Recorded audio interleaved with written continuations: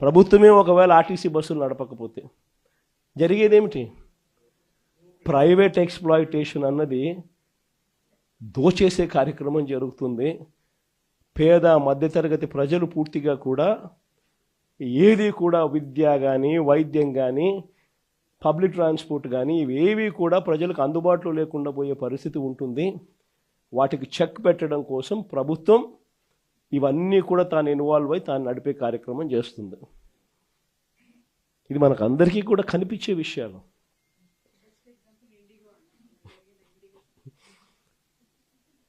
ఒకవైపున అన్ని వ్యవస్థలు, ఒకవైపున ఇక్కడ ఈరోజు చూస్తే అన్ని కుప్పకూలిపోయిన పరిస్థితులు. గవర్నమెంట్ స్కూల్ ఎందుకు నడుపుతా ఉన్నది అని చెప్పి అనుకునే ముఖ్యమంత్రి బహుశా చంద్రబాబు నాయుడు తప్ప ప్రపంచ చరిత్రలో ఎవడు ఉండడు.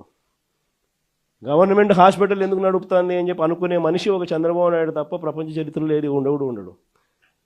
మనం ఉన్నాం కాబట్టి ఆర్టీసీ కనీసం బతికింది. కార్మికులందరినీ గవర్నమెంట్లో విలీనం చేశాం కాబట్టి. మనం విలీనం చేయకపోయినా చంద్రబాబు నాయుడు గారు కానీ వచ్చిందంటే ఆర్టీసీ కూడా ఈ పాటికి అమ్మేసి ఉంటాడు. మొన్నేదో ఆశ్చర్యకరంగా ఆయన నోట్లో నుంచి విన్న పోలీస్ శాఖను కూడా ప్రైవేటైజ్ చేసే కార్యక్రమం చేస్తున్నాను నేను. అసలు ఏ స్థాయిలోకి వస్తున్నాడు అని అంటే, లా అండ్ ఆర్డర్ అనేది గవర్నమెంట్ ఎందుకు నడుపుతుందంటే దానికి కొన్ని కారణాలు ఉన్నాయి. ప్రైవేట్ ఎక్స్‌ప్లాయిటేషన్ ఉండకూడదు అని.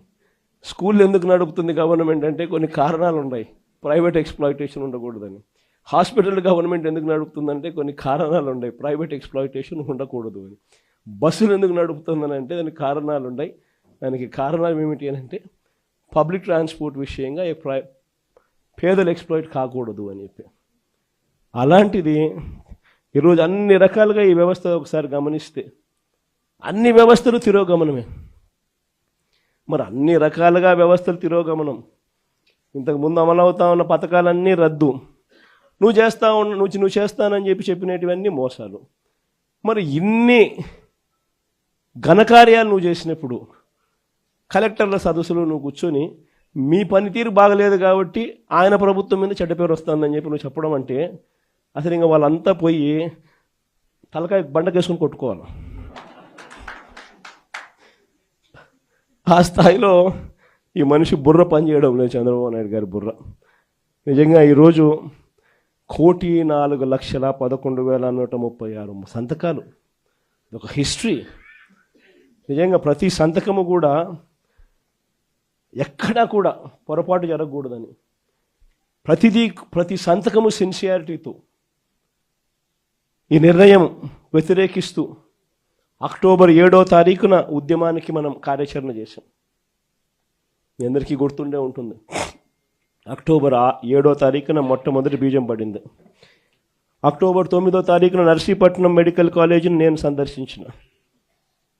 అక్టోబర్ 7వ తారీఖున ప్రజలకు ఉద్యమం గురించి, కార్యాచరణ గురించి వివరిస్తూ అక్టోబర్ 9వ తారీఖున నర్సీపట్నం మెడికల్ కాలేజీని నేను సందర్శించిన. దాని తర్వాత అక్టోబర్ 10వ తారీఖు నుంచి డిసెంబర్ 10 దాకా ప్రతి గ్రామంలోనూ, ప్రతి పట్టణంలోనూ, వార్డుల్లోనూ రచ్చబండ కార్యక్రమాన్ని నిర్వహిస్తూ ప్రజలకు ఈ మెడికల్ కాలేజీల విషయంలో, ప్రైవేటీకరణ విషయంలో ప్రజలు నష్టపోతూ ఉన్నది ఏమిటి అని చెప్పి సువివరంగా ఎక్స్ప్లెయిన్ చేస్తూ, ప్రజలను ఈ సంతకాల సేకరణలో భాగస్వాములను చేస్తూ, ప్రజలు ఏ రకంగా చంద్రబాబు నాయుడు తీసుకుంటా ఉన్న ఈ నిర్ణయాల వల్ల నష్టపోతారు, ప్రజలు ఎలా నష్టపోతారు అని చెప్పి సువివరంగా ప్రజలకు ఎక్స్ప్లెయిన్ చేస్తూ జరిగిన కార్యక్రమం ఇది.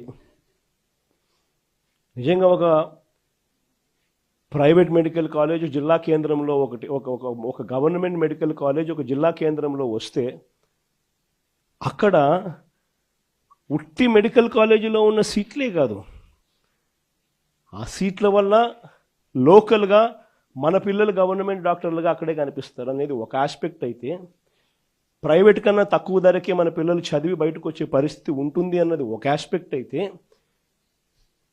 అన్నిటికన్నా ఇంకా పెద్ద ఆస్పెక్ట్ ఏమిటి అని అంటే ఈ మెడికల్ కాలేజీల వల్ల, వీటితో పాటు వచ్చే టీచింగ్ హాస్పిటల్ వల్ల ఆ ప్రతి మెడికల్ కాలేజీ వల్ల, ఆ టీచింగ్ హాస్పిటల్ వల్ల ఏకంగా మల్టీ స్పెషాలిటీ, సూపర్ స్పెషాలిటీ సేవలు ప్రజలకు ఉచితంగా హాస్పిటల్లో అందుబాటులోకి రావడం.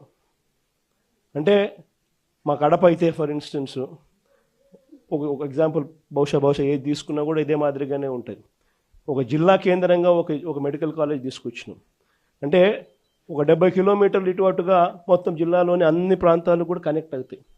అక్కడ ఒక మెడికల్ కాలేజ్ వస్తే, సూపర్ స్పెషాలిటీ హాస్పిటల్ అక్కడనే అవైలబిలిటీలోకి వస్తే, ఆ మల్టీ స్పెషాలిటీ హాస్పిటల్ అందుబాటులోకి తీసుకొని రావడం వల్ల ఆ హాస్పిటల్లో ఉచితంగా పేదలకు ఈ సేవలన్నీ అందుబాటులోకి రావడం వల్ల ప్రైవేట్ ఎక్స్‌ప్లాయిటేషన్ అనేది పూర్తిగా జీరో అయిపోతుంది. రేపు పొద్దున ఎవడు ప్రైవేట్ హాస్పిటల్కి పోడు. గవర్నమెంట్ హాస్పిటల్లో ఫ్రీగా చేసి పెడతా అంటే నువ్వేదో రీజనబుల్గా ఛార్జ్ చేస్తే నీ దగ్గరకు వస్తారు తప్ప, నువ్వు 2 లక్షలు 4 లక్షలు 5 లక్షలు అంటే ఎవడొస్తాడు? నీ దగ్గరికి పోవడం కన్నా గవర్నమెంట్ హాస్పిటల్లో, మా గవర్నమెంట్ టీచింగ్ హాస్పిటల్లో బ్రహ్మాండంగా ఉన్నారు. అసిస్టెంట్ ప్రొఫెసర్లు అందరూ పోస్ట్ గ్రాడ్యుయేట్స్ చదివిన వాళ్ళు, అసిస్టెంట్ ప్రొఫెసర్స్ అందరూ post graduate students, lecturers, medical వృత్తిలో డిగ్రీలు పొందిన వాళ్ళు బ్రహ్మాండంగా ఫ్రీగా ట్రీట్ చేస్తా అంటే నీ దగ్గరికి ఎందుకు వస్తామయ్యా అని చెప్పి ప్రైవేట్ ఎక్స్‌ప్లాయిటేషన్కు పూర్తిగా చెక్ పడే కార్యక్రమం. ఈ వివరాలన్నీ కూడా సువివరంగా ఈ రచ్చబండ కార్యక్రమాలలో ఎక్స్ప్లెయిన్ చేస్తూ, ప్రజలను భాగస్వాములను చేస్తూ, వాళ్ళ సంతకాలు తీసుకుంటూ, ప్రతి ఒక్కరూ వచ్చి స్వయంగా ప్రతి పేపర్ మీద సంతకం పెట్టి వాళ్ళ టెలిఫోన్ నెంబర్ కూడా రాసి ఏమాత్రం భయపడకుండా ప్రతి ఒక్కరూ కూడా దాదాపుగా 1,04,11,136 మంది పత్రాలు, అందులో వాళ్ళ సంతకాలతో పాటు వాళ్ళ ఫోన్ నెంబర్లతో సహా ధైర్యంగా ఈ నిర్ణయాన్ని మేము వ్యతిరేకిస్తున్నాము, ప్రభుత్వం మెడలు వంచైనా సరే ఈ నిర్ణయం వెనక్కి తీసుకునేట్టుగా ప్రజలు తీసుకుని వచ్చేదానికోసం మేమంతా సన్నద్ధంగా ఉన్నామని చెప్పి ఏకంగా ధైర్యంగా ముందుకు వచ్చి సంతకాలు చేసినారు. ఈ కార్యక్రమం అక్టోబర్ 10 నుంచి డిసెంబర్ 10 వరకు జరిగింది. నవంబర్ 12వ తారీఖున నియోజకవర్గ కేంద్రాలలో ర్యాలీలు నిర్వహించడం. 175 నియోజకవర్గాలలో కూడా నవంబర్ 12వ తారీఖున జరుగుతూ ఉన్న ఈ కార్యక్రమానికి ప్రజల్లో ఇంకా అవేర్నెస్ క్రియేట్ కావడం కోసం అని చెప్పి ప్రతి నియోజకవర్గంలోనూ నవంబర్ 12వ తారీఖున ర్యాలీలు నిర్వహించడం. మళ్ళీ ఈ నెల 10వ తారీఖున, డిసెంబర్ నెల 10వ తారీఖున మళ్ళీ 175 నియోజకవర్గాలలో ర్యాలీలు నిర్వహిస్తూ ఈ బండ్లను జిల్లా కేంద్రాలకు పంపించే కార్యక్రమానికి శ్రీకారం చుట్టాం. మళ్ళీ ఈ నెల 15వ తారీఖున జిల్లా కేంద్రాలలో కూడా ఇదే రకమైన ర్యాలీలు నిర్వహిస్తూ ప్రజల్లో అవగాహన, అవేర్నెస్ క్రియేట్ చేస్తూ ఇక్కడ నుంచి జిల్లా కేంద్రాల నుంచి ఏకంగా ఈ బండ్లు మన దగ్గరికి వచ్చే కార్యక్రమానికి శ్రీకారం చుట్టడం జరిగింది. దాని తర్వాత ఈరోజు మీ అందరి సమక్షంలో మళ్ళీ మనం ఇక్కడ నుంచి బండ్లను గవర్నర్ గారి దగ్గరికి పంపించడం, ఆయనకు చూపించడం కొరకు పంపించడం రెండూ చేస్తున్నాం. గవర్నర్ గారికి ఒక్కసారి పత్రాలన్నీ చూపించిన తర్వాత, ఆయనకు చెప్పిన తర్వాత, చూపించిన తర్వాత ఈ పత్రాలన్నీ కూడా కోర్టు ద్వారాలు కూడా తడతాయి.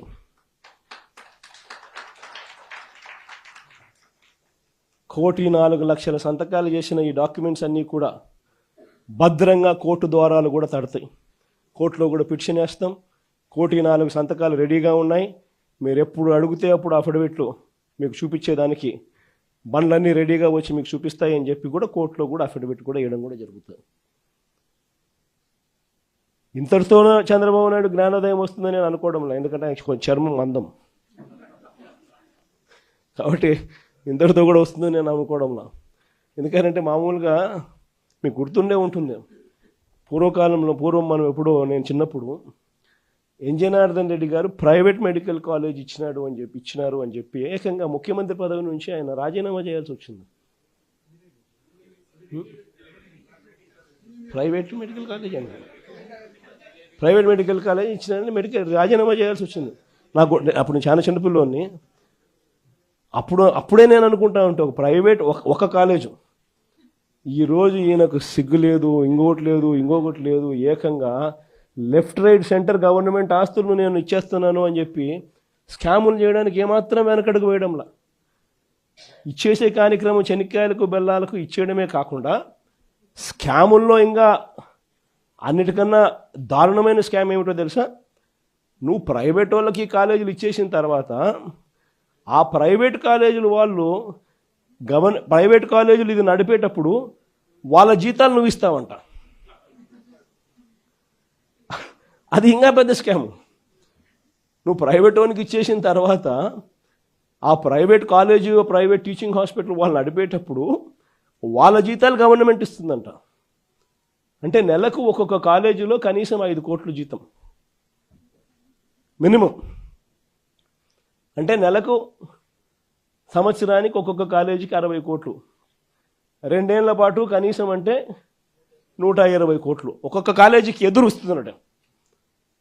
చెనిక్కాయలకు బెల్లాలకు ఈయన మనిషికి కాలేజీలు కట్టబెట్టడమే కాకుండా మళ్ళా ఎదురు 120 కోట్ల రూపాయలు ఎదురిస్తున్నాడు.